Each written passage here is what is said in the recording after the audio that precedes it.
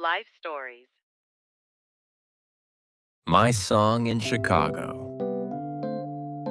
Act 1, the CD on the kitchen table.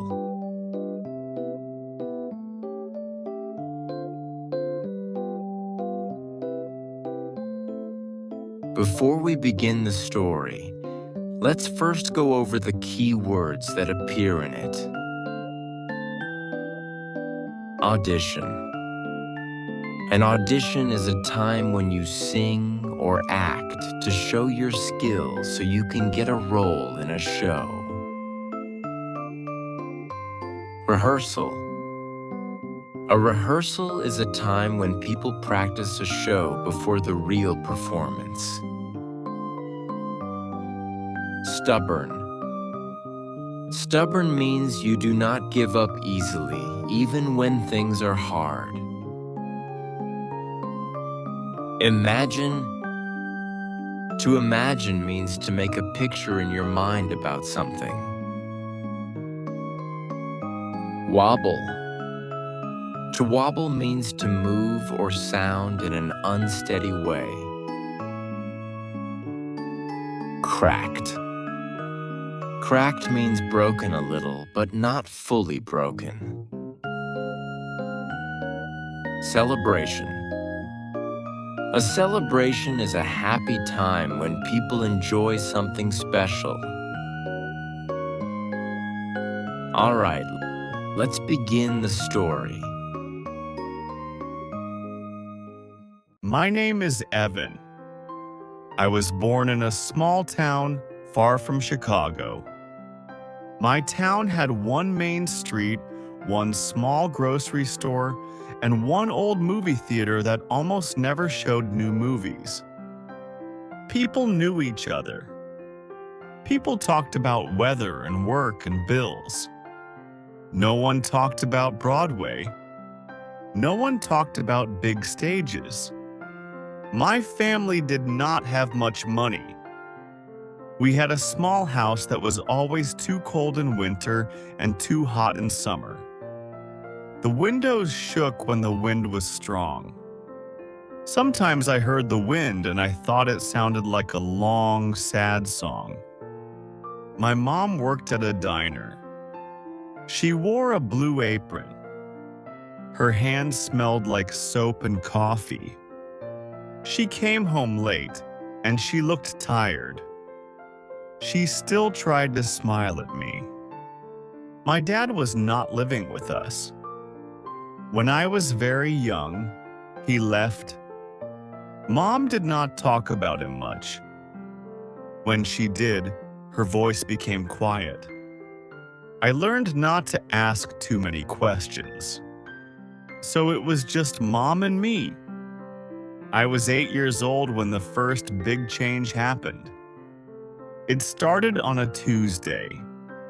That day, my mom came home with a small paper bag. The bag had a little music note printed on it. She put it on the kitchen table like it was something very special. "What is it?" I asked. "It is a surprise," she said. I waited. I tried not to look too excited, but my heart was already beating fast. Mom opened the bag and took out a used CD. The cover was scratched. The case was cracked on one corner, but on the front there was a bright picture of people singing on a stage. They looked happy. They looked brave. They looked like they belonged somewhere. "It was cheap," Mom said quickly. "It was in a box at the diner. A customer left it. The boss said I could take it." I held it with both hands. "What is it called?" I asked. Mom read the title slowly. "Singing in the City." I did not know that show. I did not know any shows. But I liked the words. Singing. City. They felt big. "Can we listen?" I asked. Mom nodded. She pointed to our old CD player on the shelf. The CD player was old and gray.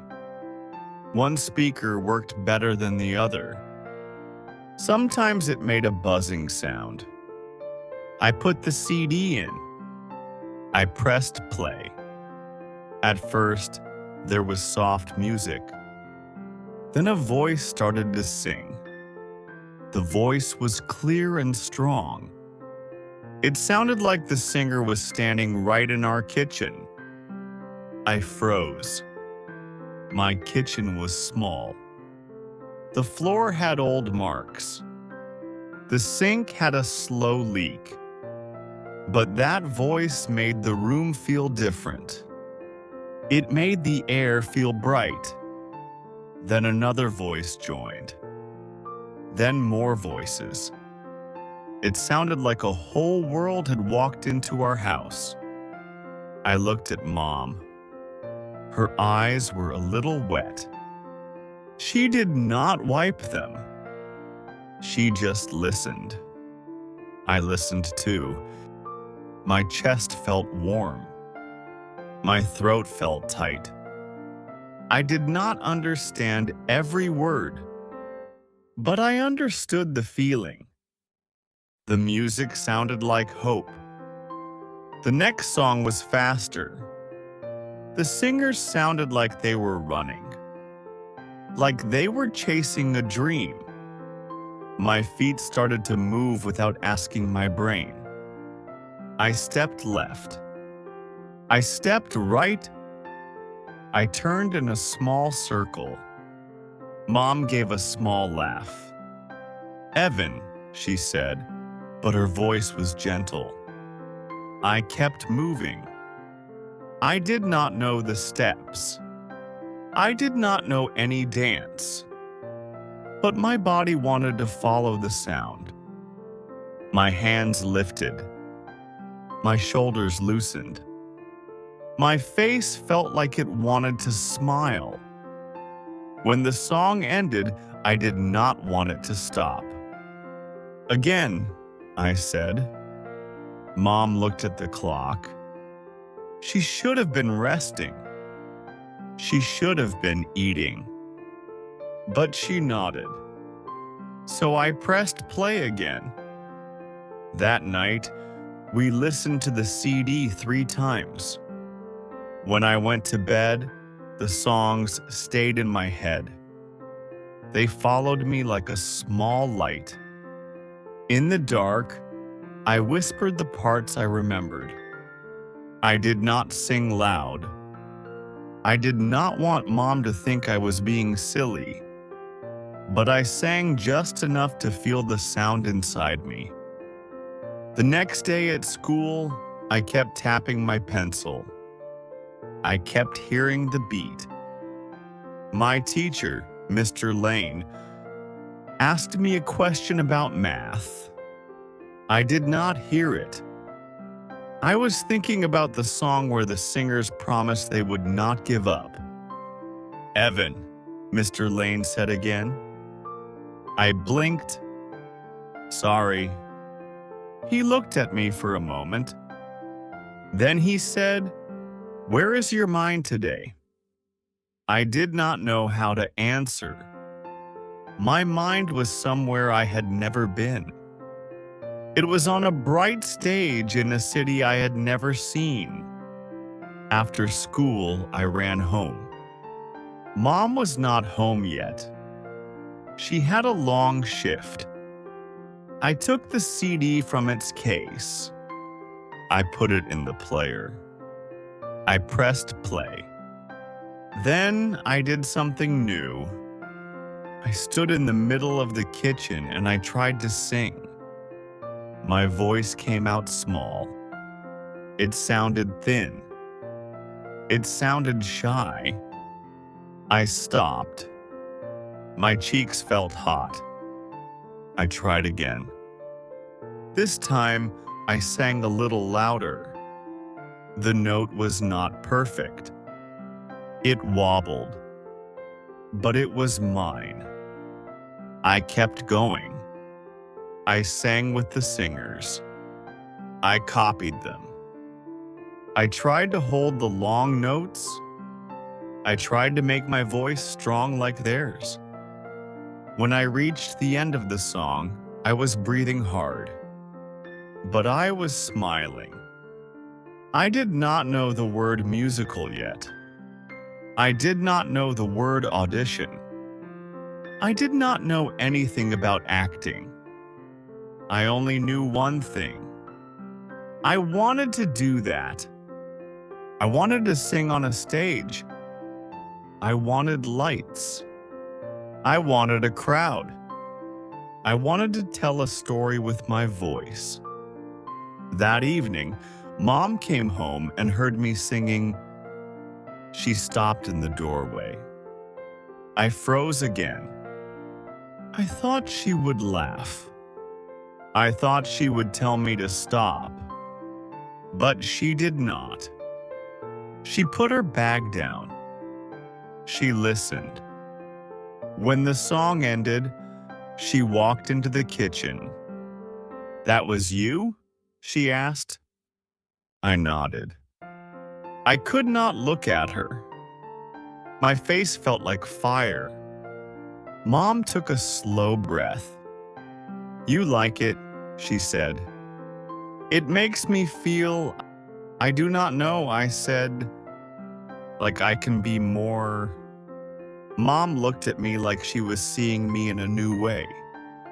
Like she was trying to picture a future that was not only bills and tired days. Then she said, "If you love it, we will find a way."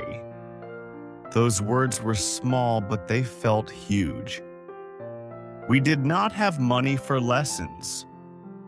We did not have a fancy piano. We did not have a big house. But Mom had a stubborn kind of love. The kind that did not quit. On Friday, she took me to the town library. The library was quiet and smelled like old paper. The carpet was worn. The lights were soft.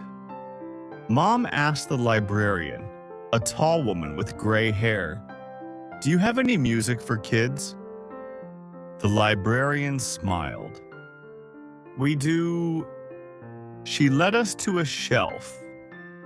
There were CDs and old books about music. There were also DVDs of plays and concerts. Mom let me pick two. I chose one that said "Songs for the Stage." I chose another that said "Dance Basics." At home, I listened. I watched. I tried to copy the moves from the DVD. I tried to stand tall like the singers. I tried to open my mouth wide on high notes. Sometimes it sounded bad. Sometimes I cracked on a note and my voice jumped like a scared frog. I wanted to cry the first time it happened. But then I remembered the people on the CD. They sang like they had been scared too. They sang like they had fallen and stood back up. So I stood back up. I practiced when Mom was at work. I practiced when Mom was sleeping. I practiced even when my stomach felt empty. Then, one day, Mom came home with a paper in her hand. "There is a school show," she said. "A show?" I asked. "Yes," she said. "At your school? They need kids to sing." My heart jumped. But then fear followed right after. Kids at my school were not always kind. Some of them laughed when someone made a mistake. Some of them liked to point and say, "Look at him." I imagined standing on a stage. I imagined forgetting the words. I imagined everyone laughing. My hands started to shake. Mom saw it. She sat down next to me and took my hands in hers. "You do not have to do it," she said, "but you should know something." "What?" I asked. Mom looked into my eyes. "Brave does not mean you are not scared," she said. "Brave means you do it even when you are scared." I swallowed. I did not want to be a kid who ran away. I wanted to be like the voices on that CD. Clear, strong, brave.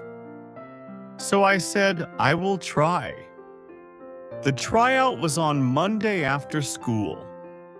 All day my stomach felt like it had tiny jumping bugs inside. When the bell rang, I walked to the music room. The music room was at the end of the hall. The door was open. I could hear piano sounds. Inside, about 20 kids stood in a line. Some were laughing. Some were whispering. Some looked calm, like this was easy. I did not feel calm. A woman sat by the piano. She was the music teacher. Her name was Mrs. Hart. She had bright red glasses and a kind face. She looked at the line. "Okay," she said. "One at a time. Tell me your name, then sing the part I give you." Kids went first. One girl sang loud and clear. Everyone clapped. One boy forgot the words and ran out of the room. My turn came fast. Mrs. Hart smiled at me. "Hello," she said. "What is your name?" "Evan," I said. "Okay, Evan," she said. "Sing this." She played 3 notes. My mouth went dry. I remembered Mom's words. Brave means you do it even when you are scared. I took a breath. I sang. At first, my voice shook. It sounded like a small flag in a strong wind. Then I found the note. I held it. I let it grow. I finished the short part. The room was quiet. I thought, this is it. They hate it. Then Mrs. Hart nodded slowly. "Good," she said. "Very good." My eyes widened. She wrote something on her paper. "Thank you, Evan," she said. "You can wait outside." I walked out of the room. My legs felt weak. But inside my chest, something was glowing. I did not know if I would get a part. I did not know if kids would laugh later. But I had done it. I had stood in front of people and sung. That night, Mom made cheap spaghetti for dinner. The sauce was thin. The noodles were a little too soft. But it tasted like a celebration. Mom raised her glass of water like it was fancy.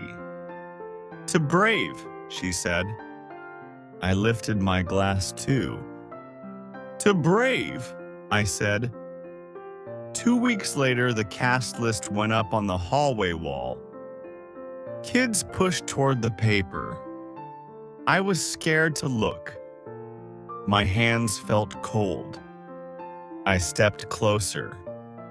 I found my name. Evan. Under it, it said Town Kid Number 3. It was not a big role. I only had 2 lines. But my name was on the list. I stared at it like it was gold. Then I heard a voice behind me. "Town Kid Number 3? A boy said, and he laughed. That is nothing. I turned. It was Oliver. Oliver was in my class. He was good at sports. He was loud. He had a smile that could feel sharp. He looked at the list and pointed. "Look," he said, "I got lead kid."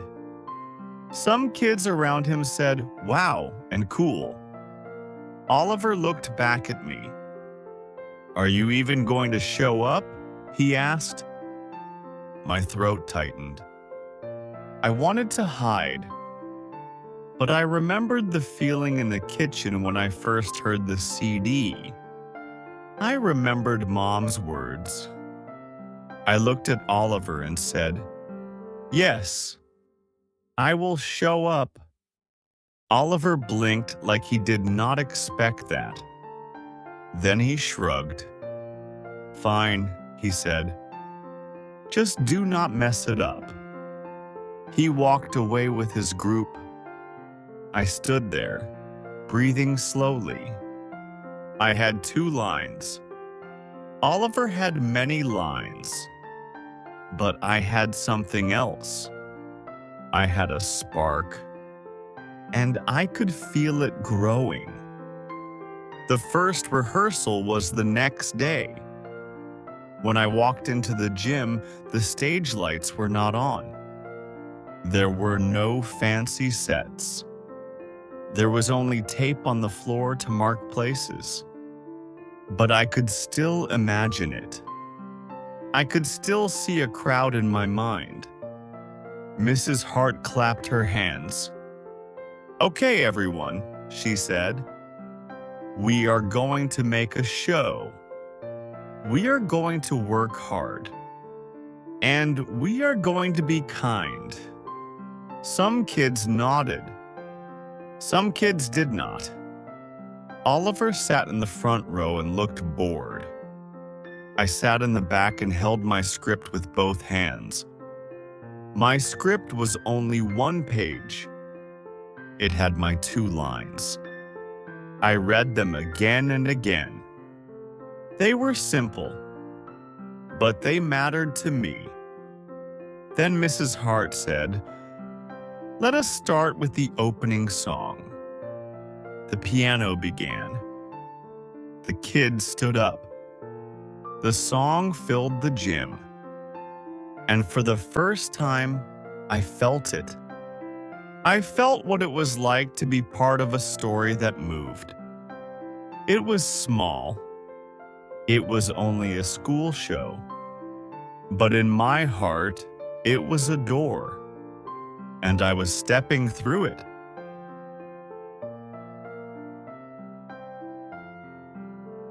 The story continues in Act 2 in the next video.